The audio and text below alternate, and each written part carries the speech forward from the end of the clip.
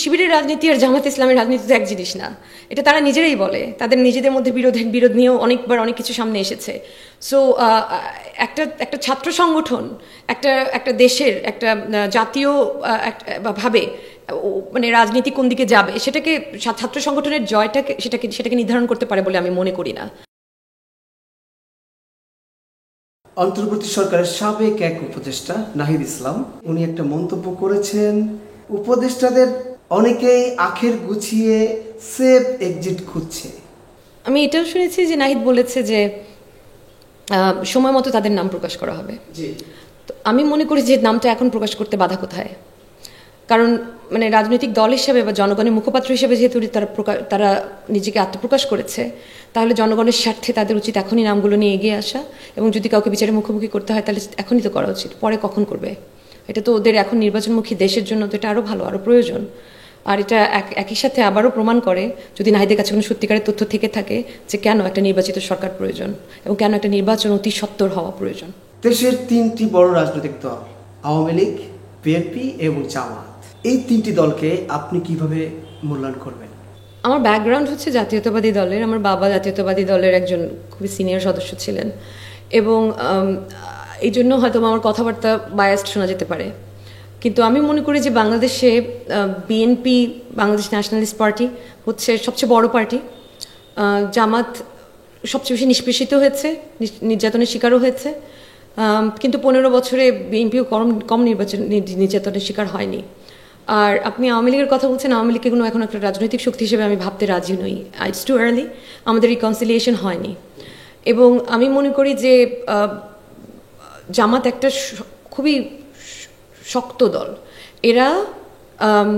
এদের সাংগঠনিকভাবে এরা খুবই শক্তিশালী, কিন্তু সমস্যা হয় কি, ওরা যখন ওদের অবস্থানটা পরিষ্কার করে না।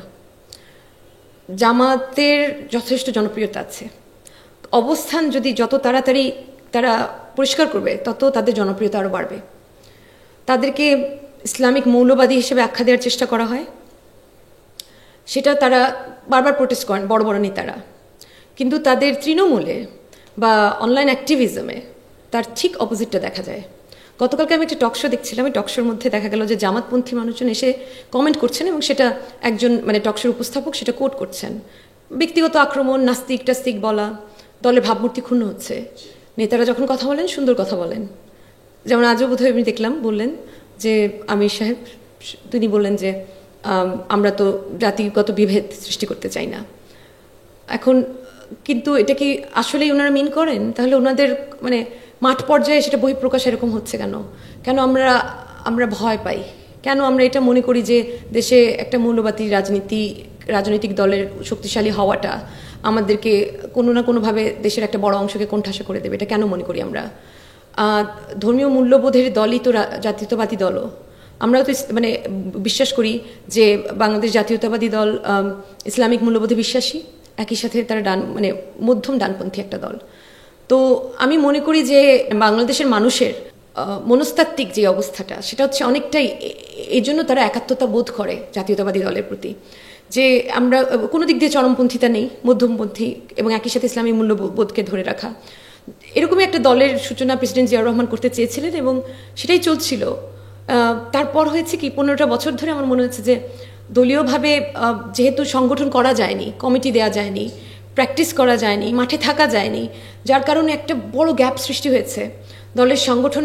আর দলটা এত বড়, কেন্দ্র থেকে সব কিছু পরিচালনা করতে গিয়ে দেখা যাচ্ছে যে চেইন অফ কমান্ড, সিন্ডিকেশন, তারপরে হচ্ছে যে সুন্দরভাবে নেতা তৈরির দিকে মনোযোগ বা সেদিকে কাজ করা সম্ভব না হওয়ার কারণে দলটা একটু ভুগছে। যেহেতু বড় দল প্রবলেম বেশি, ছোট দল হলে প্রবলেম কম, আবার বড় দল যেহেতু সবসময় আলোচনায়, তাই তাদের প্রবলেমগুলো আবার বেরিয়ে আসে বেশি, সেটাতে জাতীয়তাবাদী দল ভুগছে। সেটা থেকে উত্তরণ হচ্ছে আস্থা অর্জন এবং কোঅর্ডিনেশন। হাইকমান্ডের উচিত, যেটা আমি মনে করি যে জিনিসটা এত বড় দল যে তাদের যে নির্দেশনা এবং দলীয় যে ম্যান্ডেট, সেটাকে একেবারে তৃণমূল পর্যন্ত সঠিকভাবে এটা যাচ্ছে কিনা, এটা মানে এই বার্তাটা পৌঁছাচ্ছে কিনা সেটাকে একটু মনোযোগ দেয়া, এবং তৃণমূলের যে নেতারা তাদের সংগঠনের দিকে আরেকটু মনোযোগী হওয়া উচিত। কারণ হাইকমান্ডের কাছেই আছে, মানে প্রথম সারির নেতারা, তারপর মধ্যম সারির নেতারা, তারপর নিচে। তো হচ্ছে কি যে মানে এত দূরত্ব সৃষ্টি হয়ে যাচ্ছে যে দেখা যাচ্ছে আবার ওই হাইকমান্ড একটা বলছে তৃণমূল সেরকম রিয়াক্ট করছে না।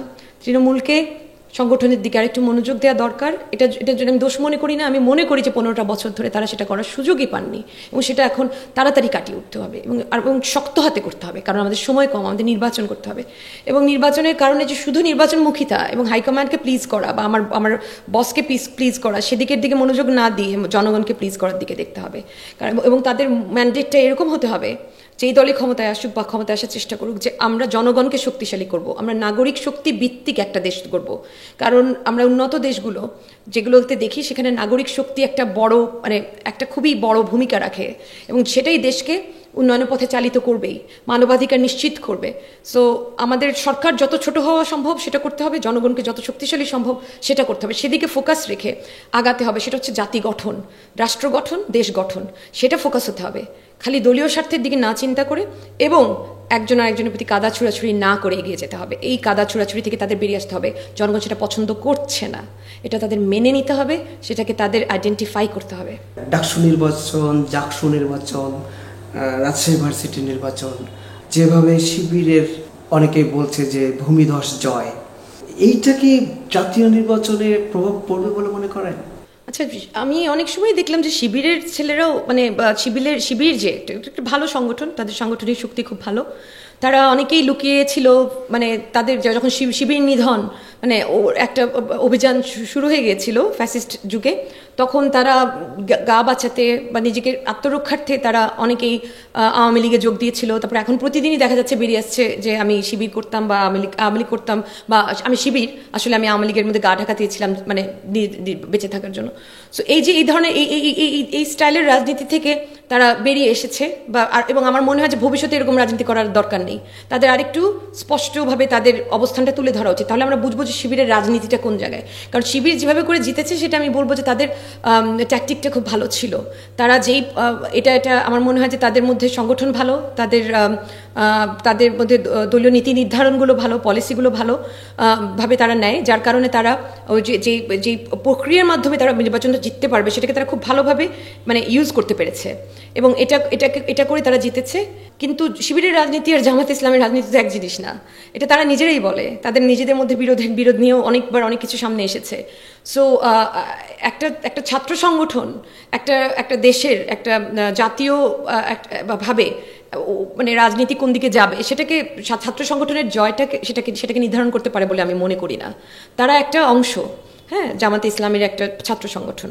সো এটা কীভাবে প্রভাব ফেলবে সেটা কিছুটা প্রভাব পড়তে পারে, বাট আমি মনে করি সামগ্রিকভাবে এটার তেমন কোনো মানে এটার থেকে কোনো কিছু মানে কোনো উপসংহারে পৌঁছে যাওয়া যাবে না যে মানে জাতীয় নির্বাচনে এটা কেমন দেখা যাবে। তবে এটা ভালো যে শিবির নির্যাতিত হওয়ার পরে এরকম ভালো উঠে দাঁড়িয়েছে, আর এটা অবশ্যই এটাও প্রমাণ করে যে নিষ্পেষণের রাজনীতি করার পর তার পরিণামটা কী, যে শিবির নির্যাতিত নিষ্পেষিত হওয়ার পর তাদের প্রতি একটা সিম্প্যাথি কাজ করেছে, সেটাও আরেকটা জিনিস।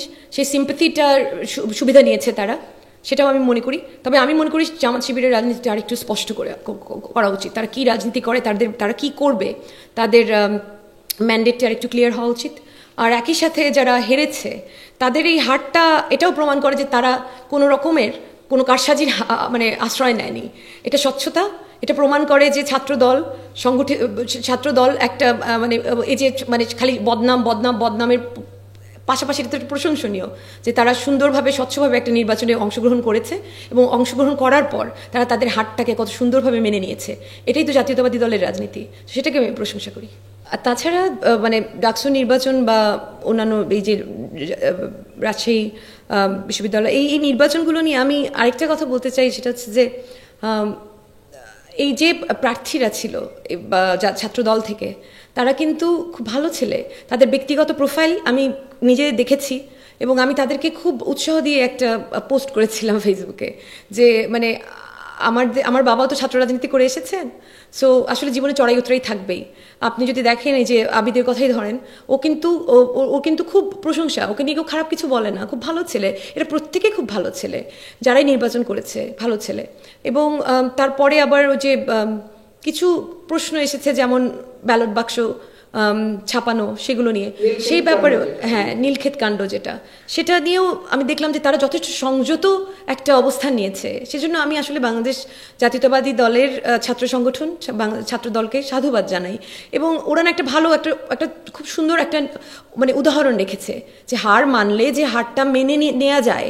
এবং সেটা মানে যে শেখ হাসিনা যে একটা সংস্কৃতি করেছিল যে শুধু আমরাই জিতি আর কেউ টিকবে না, এবং আমরা হার মানলে সেটা একটা ষড়যন্ত্র, সেটা শুধু মানে এবং এটা আমরা হারতেই পারি না, আমাদের সব কিছু ভালো, সেটা না। মানে ওরা এত সংযতভাবে জিনিসটা সুন্দরভাবে পরিচালনা করেছে, সুশৃঙ্খলভাবে জিনিসটার অ্যাড্রেস করেছে। এবং এখনও যখন এত বড় একটা নীলক্ষেত কাণ্ড হলো, তখন তারা যে ক্যাম্পাসে ভাঙচুর করে একটা উশৃঙ্খল অবস্থা করেনি, যেটা ছাত্রলীগ থাকলে হতো, সেটার জন্য আমি তাদেরকে সাধুবাদ জানাই।